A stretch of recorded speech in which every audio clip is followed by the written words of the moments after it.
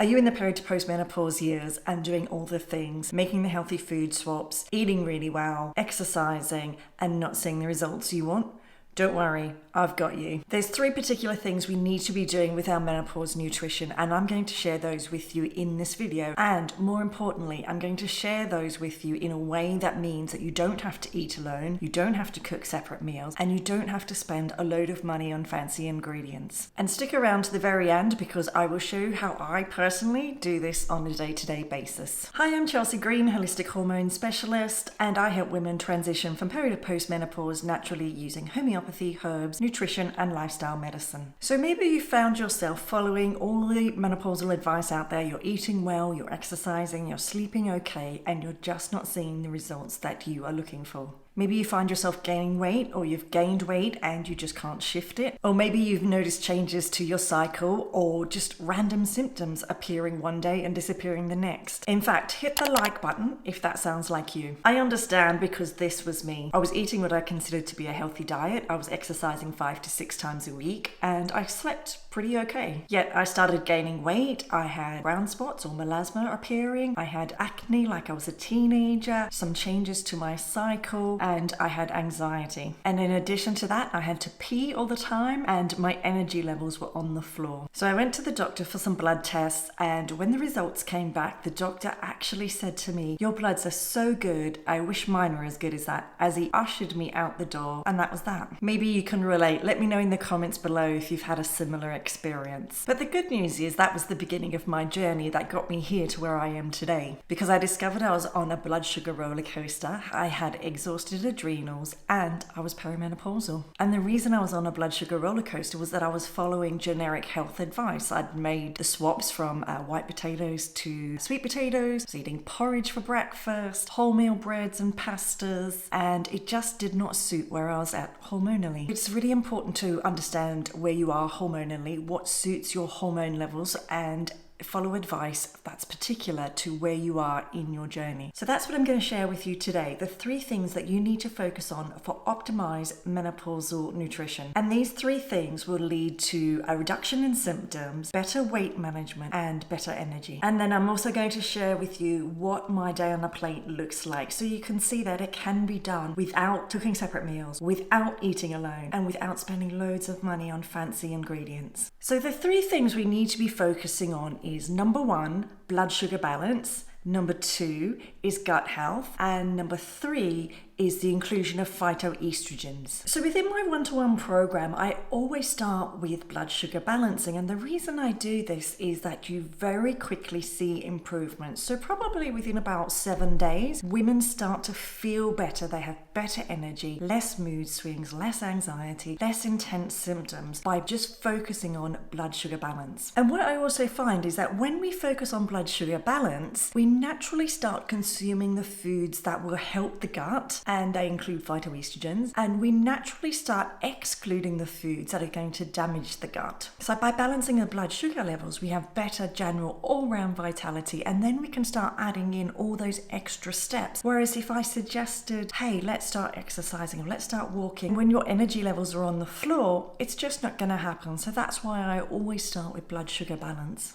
So what does blood sugar balance even mean? When we eat carbohydrates, they break down into glucose. And depending on the type of carbohydrate we eat, it can create a glucose spike. So foods like sugar, refined carbohydrates, white bread, pasta, rice, that kind of thing can all create a huge glucose spike. When we have a glucose spike, the pancreas releases insulin to clear away the excess glucose in the bloodstream. And then we have a blood sugar low, and in that place we have a stress response. The body will release cortisol to try and help to bring those glucose levels back up to normal range. So when we continually eat these carbohydrates, which is a sort of standard Western diet, so maybe we have cereal at breakfast, we have bread at lunch, pasta in the evening, maybe a cake or biscuit in between, we end up on a blood sugar roller coaster where we're shunting backwards and forwards between these spikes and these lows. When we're on a blood sugar roller coaster, we feel tired, we feel lethargic, we crave those sugars, we may have anxiety, we may have low motivation, sleep issues, and we will gain gain weight. So this is true for all women of all ages, but in menopause we have lower levels of estrogen, which means we become much more sensitive to this whole effect. Previously, high levels of estrogen would have kept insulin in check, it would have kept cortisol in check, but now we've lost this protection, so we need to really focus on balancing our blood sugar levels. So instead, we want to be focusing on eating in a way that means we avoid those highs and the lows, we avoid the spikes and the real lows, and we eat in a way that our glucose levels just remains on a nice gentle wave throughout the day. And this is what we mean by eating to balance our blood sugar levels. So how do we go about doing it? Obviously, we want to stop eating sugary foods, refined carbohydrates, the junk food, the processed foods. But if we just cut those foods out, we're going to be hungry and we're going to have cravings. So we need to eat in a way that makes us feel full, that sends messages to our hunger hormones and makes us realize that actually our food is keeping us satiated. So we do that by eating 3 balanced meals a day that include, without fail, protein, healthy fats, and lots of fibrous vegetables. Looking at the balanced plate, and first protein. Protein is key. It sends messages to our hunger hormones that you've had enough to eat. Whereas when you're on the blood sugar roller coaster, you end up in a cycle of overeating because we end up resistant to the messages of our hunger hormones, particularly leptin. Leptin is the hormone that tells us we've had enough to eat, and when we're on a blood sugar roller coaster, we simply don't get this message and we end up craving more sugar and more carbohydrates. So the key is to make sure you're eating enough protein because it sends a message to both hunger hormones, leptin and ghrelin. It decreases the hunger hormone ghrelin and increases the message of leptin. So it means that we recognize that we've had enough to eat and we feel fuller for longer. In addition, menopausal women become much more efficient at storing fat and less efficient at storing muscle mass. So we need to be eating lots of protein to help in that regard. So eating protein will help to maintain muscle mass, which helps with blood sugar balance. But also, the more muscle mass, the more efficient we are at burning calories, so it helps with weight management, and the more protection we have for our bones and joints. As a guide, I recommend 1.2 grams of protein per kilo of body weight. And I suggest tracking your food in something like MyFitnessPal just for a few weeks so you can get to recognize what your protein requirement looks like for you. Healthy fats will also help to keep you full and keep you from craving those foods that we're trying to avoid. But they're also essential for your brain health, for hair, skin, and nail health. They help to reduce inflammation, and most importantly, they're essential for hormone production. Your sex hormones, estrogen, progesterone, and testosterone, are made from cholesterol, so we need healthy fats for hormone production. And of course, lots of fibrous vegetables. At least 50 to 60% of your plate can be made up of vegetables. And don't forget, vegetables are carbohydrates. So yes, we are moving towards low carb, but I like to think of it as moving towards the right type of carbohydrate. So do try to eat vegetables at every single meal, including breakfast. Okay, so the other keys for balancing your blood sugar levels. You need to be eating within an hour of waking, and if you drink coffee, make sure to drink it after your breakfast. Don't drink it on an empty stomach. Don't go too long between meals. We're wanting to eat maybe every 3 to 4 hours, depending on your individuality, but we don't want to go too long because then we can end up in that blood sugar low where we have a stress response. I do recommend giving your digestive system a rest, so looking at something like intermittent fasting, but the research that I have read suggests no more than 16 hours for menopausal women. Okay, gut health. So gut health can often be made to feel really scary and really complex. And yes, it can be for people that have complex conditions, but for most of us, getting the fundamentals right goes a long way to improving gut health. So just by incorporating what we talked about in terms of blood sugar balancing will go a long way to improving your gut health, because you'll be removing sugar that damages the gut lining and including lots of vegetables, which will be feeding the microbiome. So with gut health, I always think just make it really simple. Remove those sugars, remove the refined carbohydrates, processed foods, junk foods, and seed oils, and then just eat more vegetables. Lots and lots of colourful, diverse vegetables, and include some form of probiotic as well. So the importance of gut health and menopause. You've probably heard of the microbiome. Sometimes that word is used interchangeably with the gut. The microbiome is made up of trillions of bacteria, fungi, protozoa. In fact, we're more bacteria than we are human cells. So that's how important gut health is to our overall general well-being. Within the microbiome, we have something called the estrobiome, which is a collection of microbes that modulates estrogen. That is, it helps to balance estrogen levels. Research now shows us that women who pass through menopause with very few symptoms have better gut health than those that really struggle. And the good news is every time you eat, you have the opportunity to improve your gut health. You have the opportunity to populate the gut microbiome, and we can do this by simply eating lots of vegetables, colorful, nutrient-dense vegetables, lots of diversity, lots of different varieties, and lots of colors. So when we go shopping, we tend to buy the same old vegetables week in and week out. I invite you to start thinking about how can you incorporate different vegetables. If you buy the same green beans every week, maybe you could try runner beans, or maybe you try different colored peppers, or you introduce a new vegetable that you've never tried. Simply, the gut loves diversity, so we just want to be mixing it up as much as we can. Then we want to add in fermented foods, sauerkraut, kefir, kimchi, natural yogurt. They all help to replenish the good bacteria in the gut. If you don't like fermented foods or you struggle with histamine intolerance, I would recommend taking a probiotic supplement instead. Just be aware, with probiotics you definitely get what you pay for, so try to buy the best quality that you can afford with lots of different strains of bacteria. And don't stay on the one probiotic for a long time. Remember, the gut likes diversity, so maybe switch it up every 6 months. In addition to having lots of good bacteria in the gut, we need to feed that bacteria, and that's the role of prebiotic fiber. So make sure you're including foods like leeks, onions, garlic, shallots, asparagus, apples, flax. They are all rich in prebiotic fiber and will really go a long way to keeping your gut healthy. So the worst things for the gut: sugar,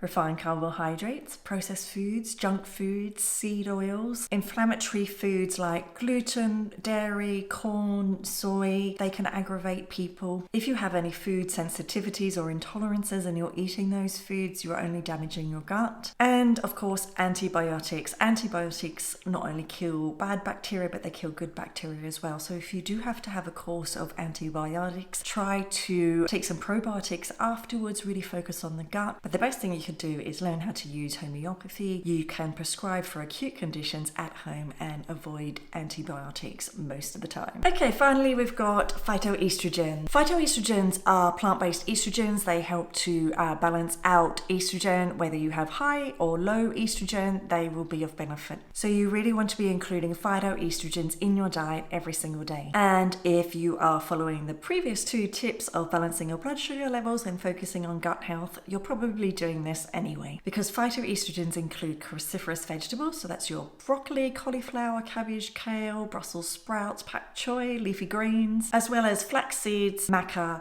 fermented soy, things like tempeh and edamame beans. A quick note about soy: fermented organic soy is a yes, it's a phytoestrogen, but soy-made products, soy milk alternatives, soy-based meat are processed foods, highly inflammatory, and we really want to be avoiding those. So what does this look like on a day-to-day basis? The key to me showing you this is for you to remember that we are all individuals, and this is what suits me. So you can use this as a guide, but you need to adapt it to your own individuality. I know what suits my body, and I know that I'm super sensitive to carbohydrates and to blood sugar imbalances. So I do better with slightly smaller meals and eating more often. So I have snacks in between my meals, but that doesn't suit everybody. And for the most part, I don't eat grains or starchy veg. Okay, so on a normal day, my plate would be made up of 60% vegetables, 30% protein and 10% fats. So you see I'm not eating any carbohydrate in the form of grain or in the form of starchy veg. There's no sugars in there. What that would typically look like is, and these, by the way, in case you're wondering, are resources that I share in my one-to-one program. But on a day-to-day basis, breakfast would be eggs, avocado and sauerkraut. So we've got fiber with the avocado, we've got probiotic food with the sauerkraut, and eggs, of course, are protein. We've got some Brazil nuts, which are fat and have a high protein content as well. And we have salad and chicken at lunchtime, lots of fibrous vegetables again, olive oil for dressing for the fat, and of course roasted chicken for the protein content. And the same with the evening, chicken again for protein, lots and lots of vegetables with tamari sauce. And tamari is a fermented organic gluten-free soy sauce from Japan, so it is a phytoestrogen, and I have that with cauliflower rice, so I'm replacing my carbohydrate with the cauliflower rice. I have 2 teenage boys and a husband, and I am not going to be cooking different meals for everyone. The one meal that we all come together for is dinner. They will have the exact same dinner with me, but they would have normal rice instead of the cauliflower rice. And again, on another day, again,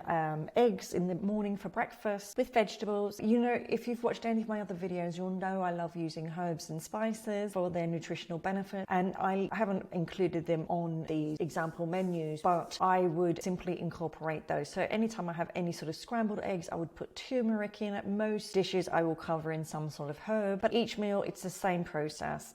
Roasted chicken, so protein, fibrous vegetables, and a healthy fat.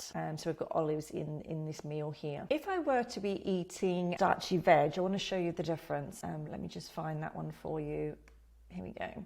If I were to be including some sort of starchy veg or some sort of grain, my plate would be made up of 55% vegetables, 30% protein, 10% starchy carbs or ancient grains, and 5% fat. So when we typically have something and rice, we tend to have a lot of rice and a smaller portion of the protein and the vegetable. What we need to do is flip that in the middle. Those starchy grains, starchy vegetables, they only really want to make up 10% of your plate. I would eat like this maybe on an exercise day. So in this first example, I'm exercising in the evening. So I've got chicken and vegetables and sweet potato, a small amount of sweet potato. No exercise day, that one. And exercise in the morning here, so I've had overnight berry oats with protein powder and almonds for the fat. So you can see I am eating basic proteins and vegetables and healthy fats. There's no fancy ingredients. Yeah, sure, goji berries and spirulina and everything like that, they're fantastic, they have their place, but actually just getting the fundamentals right is essential. And doing that, getting the fundamentals right, eating lots of protein, eating healthy fat,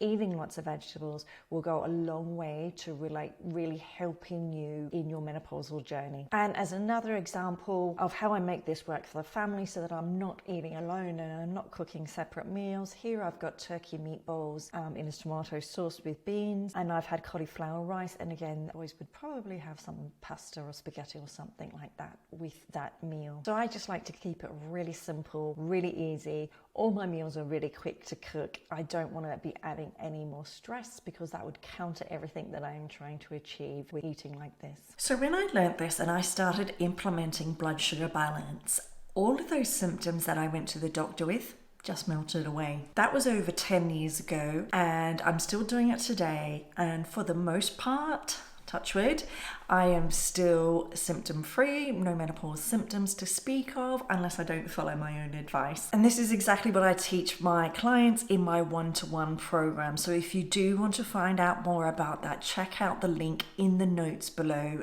There is a link directly to the page where you can find out everything about my one-to-one program and book a call with me if you'd like to discuss it. And if you're not ready for a full program, grab my free download, Thriving in the Menopause. You'll also find the link to that in the notes below. It's full of ideas on how you can get started on your own. But the key thing to remember here is that all hormones are interconnected. We can never think of one hormone in isolation, and we can't ever think of one element of healing in isolation. So as an example, if you're not sleeping well, that can put you in a state of temporary insulin resistance, which would make you crave sugar and overeat, and that could be the cause of your weight gain. If you're adrenally exhausted and you're running on empty and you're never slowing down, that could be the reason for your menopause symptoms. Your adrenal glands are the backup to your ovaries, and if they are exhausted, they're not going to do the job of producing estrogen and progesterone. So whilst nutrition is a huge fundamental piece of your menopausal journey, it's not the only piece. We need to be considering stress, exercise, trauma, toxic exposure, sleep, many other elements, all of which I'm going to cover on later videos. So make sure that you hit the subscribe button so that you never miss a video. And in the meantime, get your sleep sorted with this video next.